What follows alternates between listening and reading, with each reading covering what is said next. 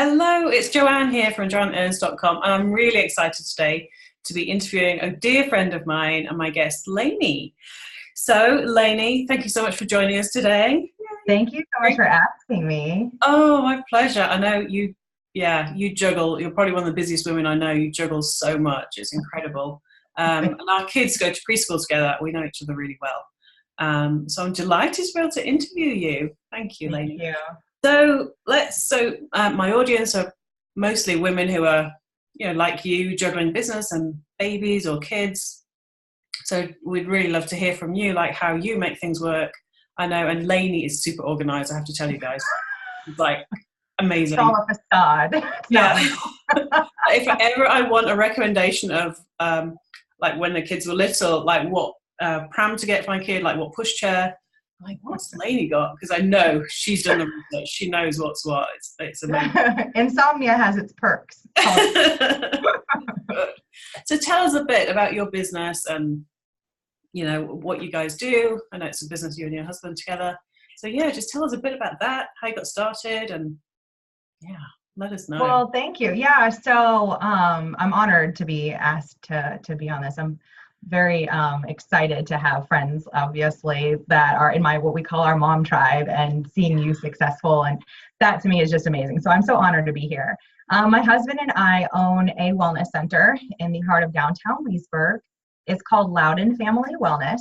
And our office specializes in chiropractic, acupuncture, massage, and also for our patients, we do nutrition and weight loss and that sort of thing. So kind of the whole gamut of the wellness spectrum, but we are deeply rooted in our community. So if there's something that, the patient needs other than what service we provide, we have a great network of amazing physicians in this area that we can refer to. Yeah, that's awesome. And what's your background? So you personally, you were marketing before you guys? Yes. So my background's kind of all over sales, marketing, operations, I've project management. I've kind of done a little bit of everything. My one true love, it has to be marketing. I mean, I love it. It's ever changing and ever growing. And one of my things is if you really want to be a good marketing person, hire a 15-year-old because they know how to do everything. Hey, I've got one of those. That exactly. We can only learn so much, but they know how to get it out there. But yeah, that's pretty much my background. I've been, doing office work since I was 16 years old, helping my mom in her business. Right. So because of course you grew up in a very entrepreneurial family, and then when you and Ken got together. So I know you had a practice before you moved to Leesburg as well, didn't you? Was that in Arizona? That was in Texas. Oh, sorry, Texas. So it was in Texas. We had our own wellness center. I hear this in my heart. Yeah, it was. So we did have a center in Texas. Mm-hmm. And then he did practice in Arizona in an integrated practice out there. The West Coast deals is a little bit different than the East Coast and how things, operate. So he was in an integrated practice out in Arizona, and then we moved here to Leesburg. Yeah. Oh, that's amazing. And you just got one gorgeous child. So it's the same age as my little guy. Yes. So tell us, like, how do you make it work? You've been doing this, your business for how many years now? Quite a few years. Yeah. Well, this particular practice we've owned for 3.5 years. So the doctors retired and we took it over about 3.5 years ago. So we've been in and our kids are like 3.5. So yes, I know. We think they met at like 9 or 10 months. So now they're learning their letters together. So it's kind of crazy. Time flies. So did you moved while you were pregnant and started the business here? Well, I was pregnant when we were in the process of taking this practice over. We moved here when she was almost 5 months old. Oh, that's we took this practice over. Yeah. When she was a new baby and I was a new mommy. So tell us about the early days. Like, how did you do that? We talk about #Naptime hustle. Were you kind of doing all just like when she napped and then the evenings, or how did you make it work? Well, baby wearing was my friend. Yes.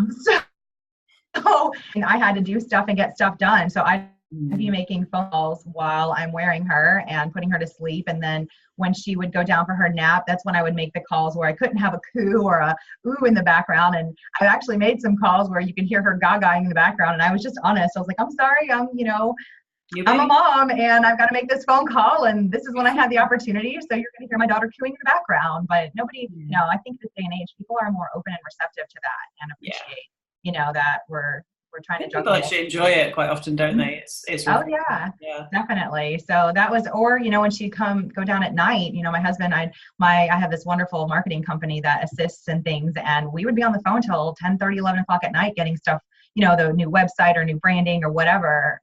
Right. So that took a lot of work. And nowadays, how do you kind of balance the whole kind of business and life and family? How's it? Yeah, that's a good question. It's hard. I think it's a work in progress. I don't know if I've ever truly got the scales completely balanced, to be quite honest with you. Our work is different in a way that we're entrepreneurs, but we're entrepreneurs with also a set schedule. So we are on 7 days a week. And, we have our set times that we see our clients and our patients.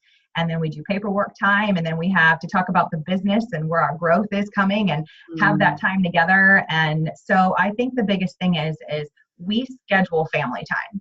And it might be limited, but it is quality. And we're going to do something that is fun and just you do. I always see your Facebook photos. You're doing such fun stuff. Like, oh yeah, we need to go to that pumpkin patch or do whatever. Yeah. And that is that 5 hours a day that I schedule to go and do something. You are the most organized person I know. And I'm a project manager. So yeah, I think that purposefully scheduling that family. Yeah, it's making sure to kind of to do that and to set time. I think the hardest thing for me is scheduling time for myself. That's just pure honesty. It is like I put everything comes before, me. And I think that is the game and the balance that us, women, whether we're a stay-at-home, homemaker or we are a working mom. I've been everything. I was a stay-at-home mom when she was first born. Then I was a stay-at-home working mom because I worked in office and at home. And then now I'm full-time. So I've done all three and none of them are easy. That is so true. Yeah, that is so true. And I think there's always sort of that, like how to prioritize yourself, how to, find that time for yourself. I think it's a challenge and I find that hard too. I know you used to be really good at going to the gym mornings after you dropped her off at childcare. Do you still manage to do that sometimes? Well, it's funny you mentioned that. I just started back at that again. Myself get up at, 5 o'clock in the morning to get there and even putting workout pads down in my house and doing a workout video or just stretching. I've really, the summer kind of got away from us. We were very, very busy doing a whole bunch of new procedures and putting in a whole bunch of new things into practice. So doing that it's my time and I love it and I'm tired, but at the same time, it feels so good. Movement is life. We tell everybody that. And so get up and move and do something, even if it is just a little walk on the treadmill at a low speed. It is something. You did something now. Mm-hmm. Yeah. And actually when you do that, because I struggle to do that sometimes, but when I do it, you actually come back, recharge and refresh, and actually you're much more productive after you've had a break, even just, for me, it's usually walking the dog or whatever. Yeah. But having that break just helps you come back and me time as well. That's actually one of my questions here. Like, how do you find me time? I guess we've kind of covered it. Yeah. Also, like, I guess the, me time is like, I just like when I get to go to Target by myself. I know that sounds silly, but just, and I'm not there. I don't have to buy anything. I always wind up getting something, but just like going down the aisles and being like, think I'm going to redo the bathroom and make it like this, even though you're not going to. It's just kind of like all those things you're pinning at like 2 o'clock in the morning when you can't sleep. And even though that sounds very trivial, the typical bubble bath, right? I do this or do that, but I just enjoy walking through Target and looking at all the fun things that eventually is going to get done. Yeah.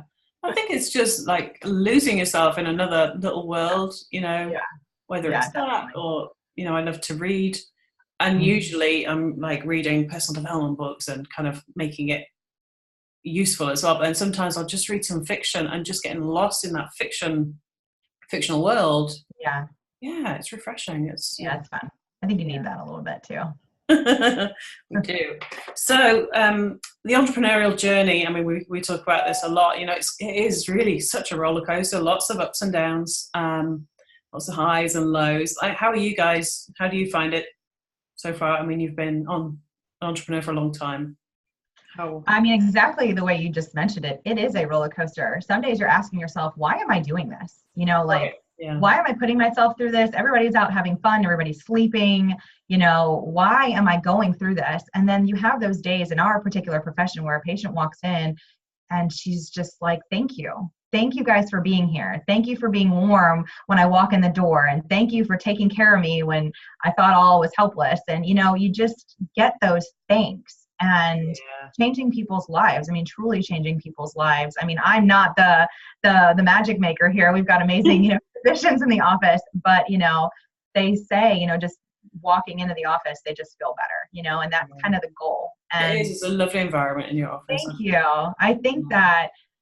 I think that just focusing on that and knowing that there's a higher reason to why you're doing what you're doing, and that the rest of it's honestly just paperwork.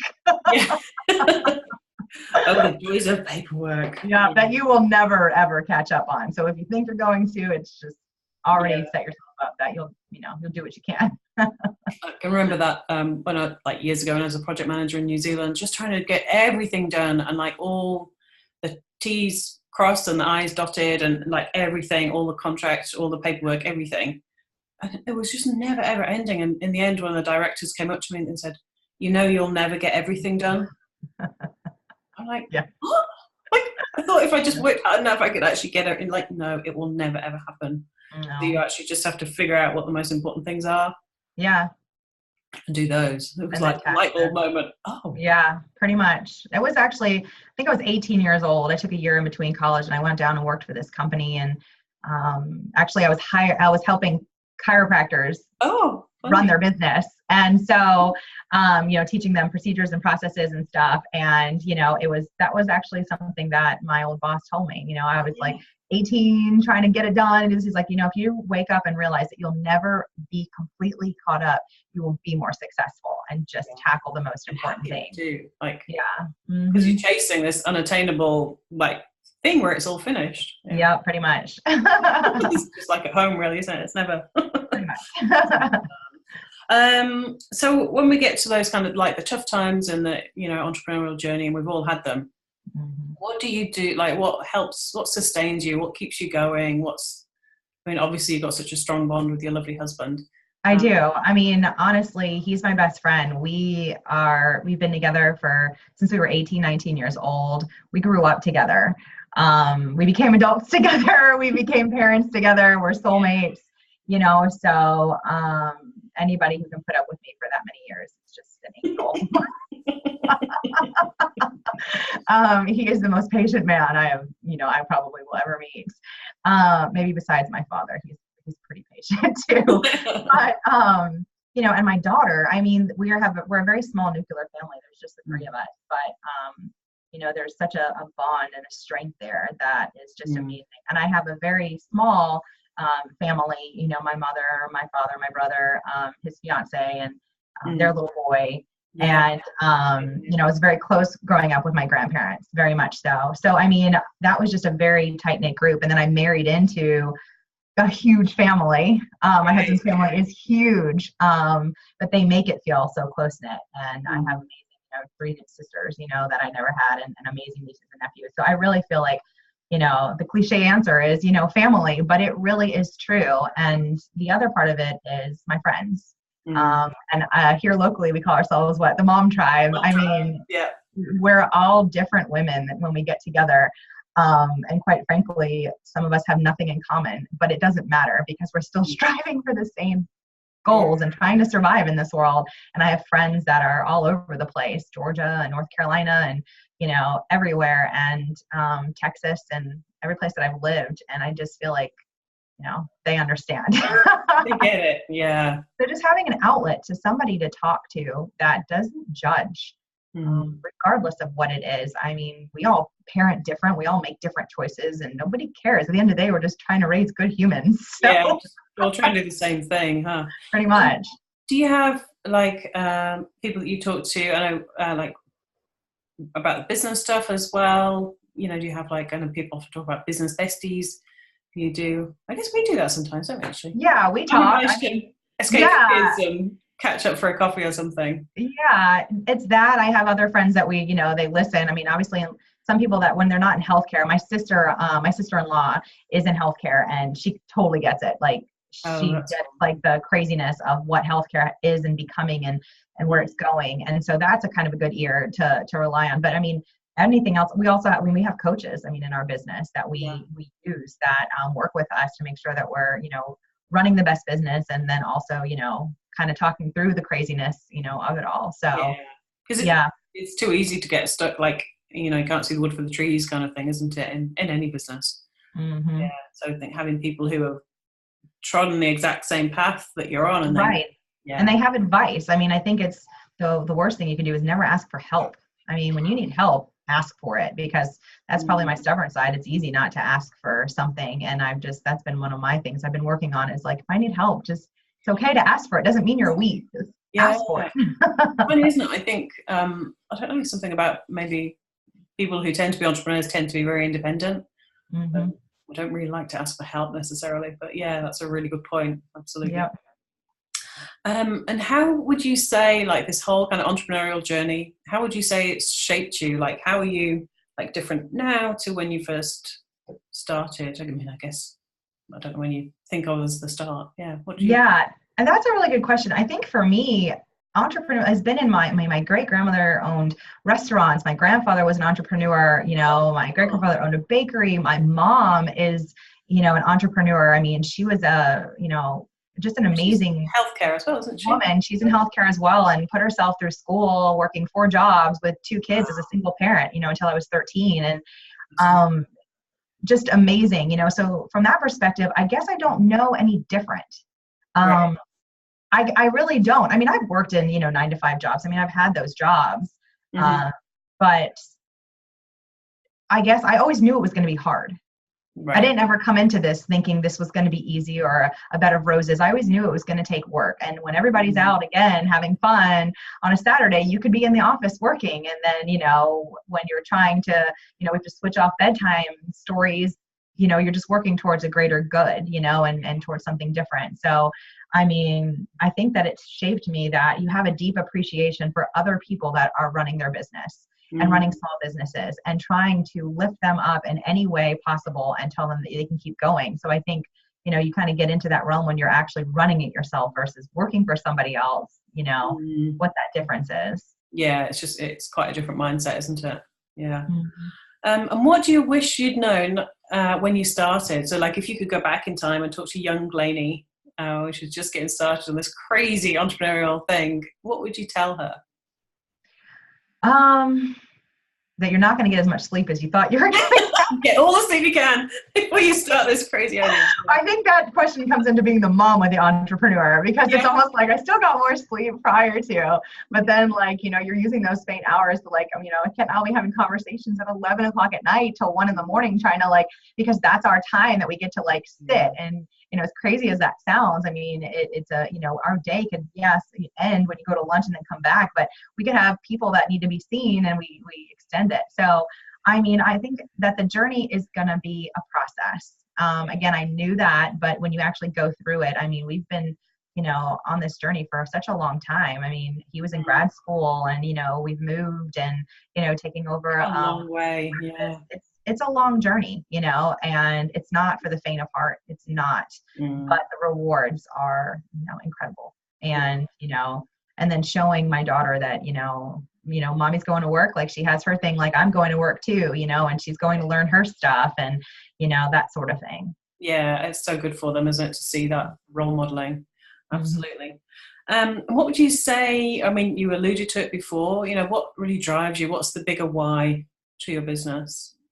Definitely our patients there's twofold. One is our daughter and our life. I mean, I think the ultimate goal is to enjoy life, because we only get so many seconds and minutes and Yeah. hours and years. I mean, that's reality. You don't get any time back. So for me, it's, the bigger why is to have as much of that of enjoyment of family time as that we possibly, can, and seeing the world and helping others. And then the other side of that is, the patient care, as, letting people know that we're out there, we offer different things, that we're here for them. And Yeah. just being in the community and being of service is, is definitely, you know, and it's what a we wonderful kind of tag team approach that you guys have got, because obviously Ken is seeing the patients and, you know, and he's got such a wonderful approach. When I took my daughter, you know, just amazing. So thorough and holistic in his approach, you know, really refreshing. And like I said, if he doesn't have the answer, he's very much integrated. We have great relationships with PTs, orthopedics. I mean, the radiology department at Inova knows us well. I mean, because I think it's a community effort when it comes to healthcare. And I think we're getting lost in the paperwork and the regulations and all that kind of stuff of what limits things. And so, you know, when you look at the patient and try to do what's best for them, I mean, that's what's most important. And finding the right people for them. Yeah, absolutely. And then you do a wonderful job of kind of communicating all that Ken and the rest of the team you can offer. So yeah. I love it. Proud of them. They're good. They are. They're a wonderful team. So I think I've mentioned this to you before. My favorite quote is from Gandhi: "Be the change that you wish to see in the world." What's the change that you would love to see in the world, Lainey? Oh, that quote is so funny that you say that. When we had our business in Texas, our practice there, I actually had that quote on our wall. Oh, did you? Oh, every day we would see it. Our patients would see it, because, you know, the change that I would like to see is, and it sounds silly, but people holding themselves accountable. And what I mean by that is in a good way. Holding themselves accountable for what you're thinking, holding yourself accountable for what you're eating and drinking and what you're doing with your day and what you're doing in society and how your, you know, your carbon footprint. I mean, everything is dependent upon person, and there's not going to be true change unless that person holds themselves accountable for their own actions in whatever way that it is. And even in a good way, like I can do one thing better for society or for this person or for myself, and that just raises, you know, the vibrations of the world that we live in. And I don't know, I love that quote. Me too.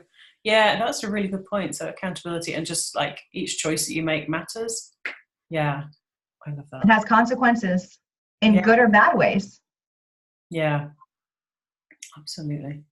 Wonderful. So we'd love to hear what's next for you guys. What's happening in your world takeover or Leesburg takeover? I mean, well, we added the different services of having a licensed acupuncturist and the massage therapist, and she does medical massage, which is amazing. And just continuing to be here of service for the, you know, the community in any way that we can, and just giving back. So and hopes and dreams for the future.